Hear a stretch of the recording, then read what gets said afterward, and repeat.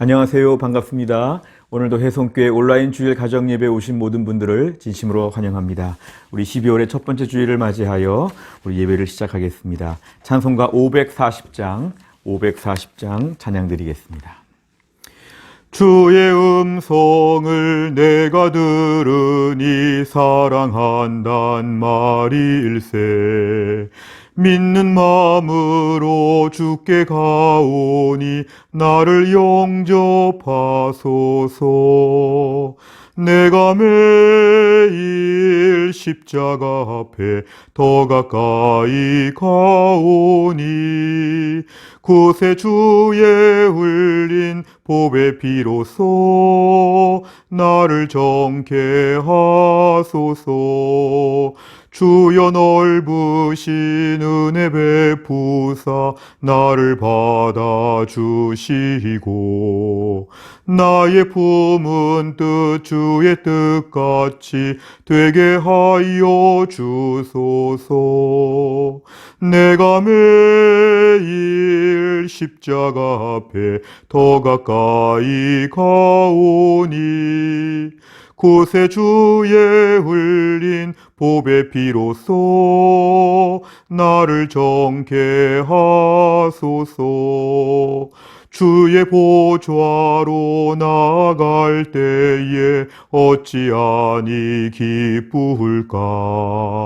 주의 얼굴을 항상 배우니 더욱 친근합니다.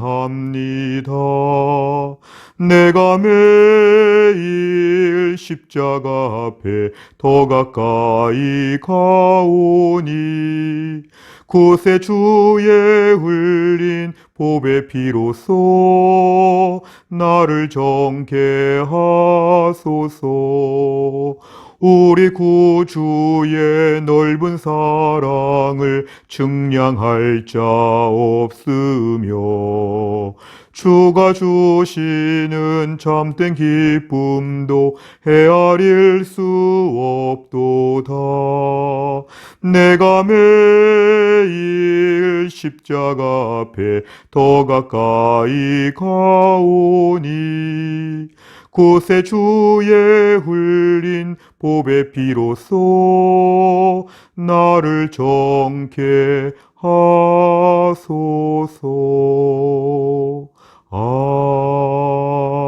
아멘. 하나님 말씀은 출애굽기 20장 15절입니다. 출애굽기 20장 15절 우리 한 절의 말씀 다 같이 읽겠습니다. 도둑질하지 말라. 아멘. 우리가 오늘 이 말씀을 중심으로 하여서 도둑질하지 말라 이런 주제로 함께 말씀을 나누겠습니다. 우리 웨스트민스터 소요리 문답의 73문 우리 질문과 답을 같이 읽겠습니다. 질문 다 같이 읽겠습니다. 여덟째 계명이 무엇입니까? 답을 같이 읽습니다. 여덟째 계명은 도둑질하지 말라 하는 것입니다. 아멘. 이 내용을 보시면 우선 첫째, 재물에 대한 계명에 대하여 먼저 말씀을 좀 나누겠습니다. 우리가 현대 사회에서 가장 중요한 것 중에 하나는 경제 생활입니다. 우리는 모두가 다 돈이 필요하고 또 그 돈을 또 벌기 위해서 스스로 노력하고 힘쓰는 과정이 반드시 중요합니다. 사실은 이렇게 뭔가 일하는 것보다는 노는 것이 훨씬 더 좋죠. 그리고 열심히 이렇게 땀 흘리고 수고하는 것보다는 그냥 한편에서 푹 쉬고 있는 게 가장 좋습니다. 이게 우리의 본성이죠. 그러나 중요한 것은 뭐냐 하면은 나에게 필요한 모든 것을 스스로 땀 흘려 수고하여 번다. 이것이 바로 이 땅에서의 삶의 원칙입니다. 이것은 하나님께서 정하신 창조의 원칙이기도 합니다. 땀 흘려 수고하여 나에게 필요한 돈을 내가 번다. 이것입니다. 이런 부분은 세상에서도 우리에게 모두가 다 공감할 수 있는 당연한 이야기지만 우리가 신앙적으로 볼 때도 매우 중요한 것입니다. 우리가 오늘 재물에 대한 부분을 같이 좀 살펴보려고 하는데요. 이 재물에 대한 부분은 특별히 신앙적인 영역에서도 매우 중요하다는 걸 알아야 합니다. 하나님께서는 우리에게 필요한 것들을 사실상 거저 주시는 게 참 많습니다. 사실은 그냥 주시는 게 참 많습니다. 그런데 특정한 부분, 일정한 부분은 반드시 우리에게 일해서, 수고해서 직접 돈을 벌어서 쓸 수 있도록 하나님은 그렇게 정해 놓으셨습니다. 그래서 우리는 직접 내가 수고하여서 돈을 버는 행위를 꼭 감당해야 하는 것입니다. 하나님이 세상을 만드실 때 모든 걸 창조하시면서 그 창조의 모든 것의 영역에서 우리에게 일정한 몫을 감당하라고 하십니다. 우리의 있는 자리에서 창조의 일정한 몫을 감당하는 것처럼 열심히 일을 해야 한다는 것입니다. 그래서 우리는 내가 있는 자리에서 일정한 책임을 지고 내 삶의 무게를 감당하면서 수고하여 땀 흘려서 돈을 버는 것, 그래서 재물을 모으는 것, 이것이 우리에게 매우 중요한 삶의 원리입니다. 그렇게 돈을 벌어서 주님을 섬기고, 그래서 우리가 또한 다른 사람들을 섬기고 우리 한평생의 모든 삶을 잘 살아가도록 하나님은 정해 놓으셨습니다. 두 번째를 보시면 소명과 직업에 대한 것입니다. 우리가 막스 베버라고 하는 사회학자는 1905년에 남긴 프로테스탄트 윤리와 자본주의 정신에서 기독교의 소명 정신과 근명 정신이 서구 자본주의 발전의 밑바탕이 되었다고 이렇게 이야기했습니다. 돈을 번다, 장사한다, 이윤을 추구한다, 이런 것을 천박하거나 수준 낮은 이기적인 이런 것으로 본 게 아니라 매우 거룩한 신성한 행동으로 그렇게 보았습니다. 우리가 오늘 내가 있는 자리에서 기독교적인 소명을 가지고 열심히 일하는 것 매우 중요하죠. 단순히 내가 생계를 위해서 살기 위해 돈이 필요하니까 돈을 번다, 꼭 그런 차원뿐만 아니라 그 이상의 어떤 신학적인 의미는 뭐냐면 하나님이 나를 세우신 자리에서 내가 지금 일하면서 나의 소명을 감당하고 있다. 하나님의 창조 섭리의 일부분을 내가 오늘 여기서 감당하고 있다. 이건 하나님이 시키신 일이다. 여기에 대한 의식이 참 중요합니다. 여기서 지금 내가 돈만 번다고 생각하면 때론 처량하고 때론 고달프고 때로는 어떤 정체성이 불분명합니다. 그런데 지금 이 자리가 생계를 위한 자리이기도 하지만 하나님이 여기서 나에게 뭔가 일감을 주셨다. 하나님의 큰 그림의 일부분은 내가 혼자 여기서 그리고 있다. 뭔가 이러한 거룩한 소명의식이 참 필요합니다. 그래서 우리가 주를 위해서 일할 때 나에게 맡기신 이 소명에 관련된 부분은 매우 무거운 책임감을 가지고 일해야 합니다.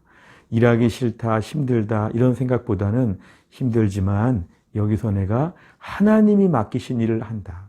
사장님이 맡기셨거나 과장님, 부장님이 시켰거나 어쩔 수 없이 생계를 위해서 마음에 들지 않아도 일을 한다. 이렇게 보면 서글프죠.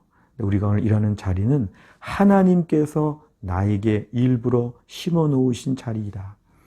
힘들거나 마음에 들지 않거나 어렵더라도 하나님이 나를 여기에다가 딱 배치하셨다. 이러한 것이 바로 소명의식입니다. 이 소명의식은 하나님이 이 땅에서 나에게 주신 귀한 몫입니다. 이 소명은 매우 귀한 것입니다. 그래서 우리가 지금의 이 자리에서 내가 맡겨진 모든 일을 감당할 때 이 소명을 잘 감당하는 게 필요합니다. 우리가 주일날 교회 나와서 예배하고 또 매일 성경을 보고 기도하는 것도 참 중요합니다. 그런데 무엇보다 내가 직장에서 일하는 것도 그렇게 거룩한 행동이고 나의 소명이라는 걸 알아야 합니다. 예배 때 참여하듯이 직장에서 일을 해야 됩니다. 내가 찬송 부르고 기도하듯이 나의 맡겨진 일들을 정말 거룩한 마음을 가지고 나의 소명으로 생각하고 잘 감당하면 하나님이 영광을 받으시고 하나님이 기뻐하시기 때문에 우리의 삶은 그렇게 살아야 한다는 것입니다. 세 번째로는 하나님의 나눠주심입니다.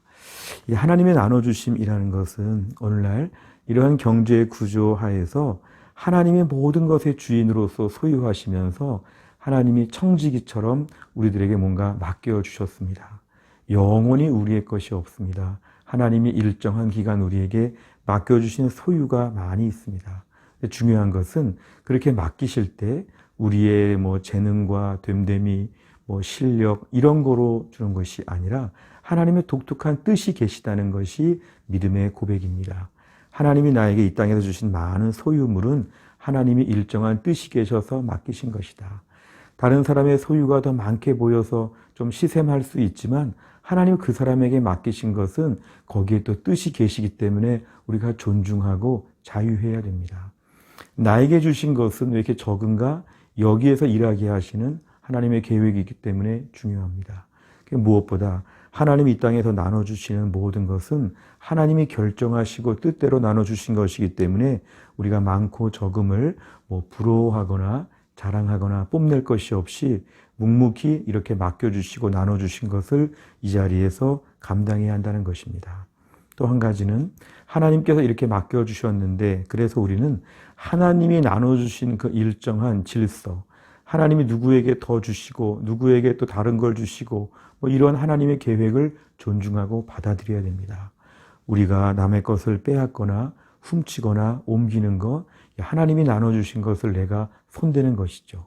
하나님의 모든 계획이 있어서 누군가에게 뭐를 주시고 누구에게는 뭐를 맡기시고 얼만큼을 맡기시고 이런 하나님의 계획이 다 있는데 내가 그것을 다 무시하고 내가 가로채거나 옮기면 이건 하나님의 계명을 어기는 것입니다.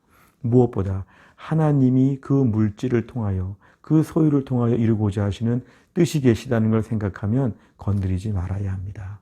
남의 것은 건드리지 말아야 됩니다. 그 이유는 하나님이 그 사람에게 그것을 통해서 이루고자 하는 계획이 있기 때문에 그대로 놔둬야 합니다. 우리 삶에는 나에게 주신 것을 내가 만지고 나에게 주신 것으로 내가 일하는 것, 이것에 우리가 집중하는 인생을 살아야 한다는 것입니다. 마지막을 보시면 확대 적용해야 할 8계명입니다. 무엇보다 이 8계명에 대한 부분은 이것은 조금 더 확대해서 볼 수 있습니다. 존 스토트 목사님은 기독교의 기본 진리에서 이 부분을 자세히 설명합니다. 우리가 뭔가 세금을 내지 않는 것, 뭔가 탈세를 비롯하여 세관에서 소속을 제대로 밟지 않는 것, 또한 근무 시간을 채우지 않는 것, 또 임금을 훨씬 적게 주는 것, 이런 것들이 다 남의 것을 가로채는 것이라 8계명을 어기는 것이라 이렇게까지 적용하고 있습니다. 뭔가 다른 사람에게 돌아갈 소유를 내가 뭔가 빼앗는 것은 다 8계명을 어기는 것이 된다는 것입니다.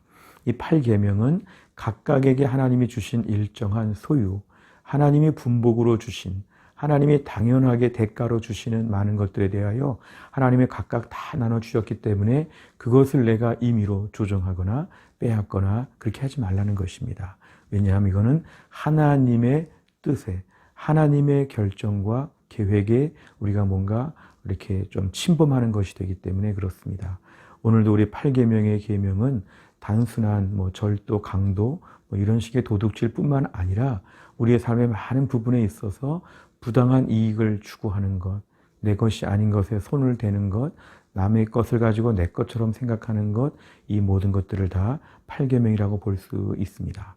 무엇보다 8계명은 세상적으로도 볼 때 지탄을 받고 또 어떤 이렇게 법적인 그런 제재와 어떤 책임을 물을 때가 있지만 우리가 오늘 말씀을 공부하는 차원은 이것이 하나님 앞에 잘못된 것이다. 사회에서의 뭔가 문제가 되기 때문에 그것이 아니라 하나님 앞에서 우리 신앙상 이 부분은 안 된다는 것입니다. 그러니까 우리가 오늘 말씀을 볼 때는 우리 신앙적인 차원에서 하나님을 하나님으로 섬기는 차원에서 오늘의 일이 큰 범죄가 된다는 걸 기억하고 우리가 오늘 이 일을 멈춰야 되고 돌이켜야 한다는 그런 것입니다. 우리가 오늘 말씀을 통해서 도둑질하지 마라, 이것이 하나님의 계명이었습니다. 하나님 말씀을 저희가 잘 순종할 때 은혜와 축복을 맛보게 하시죠. 우리가 10계명은 이 땅에서 구별된 백성으로 살아가는 방법입니다.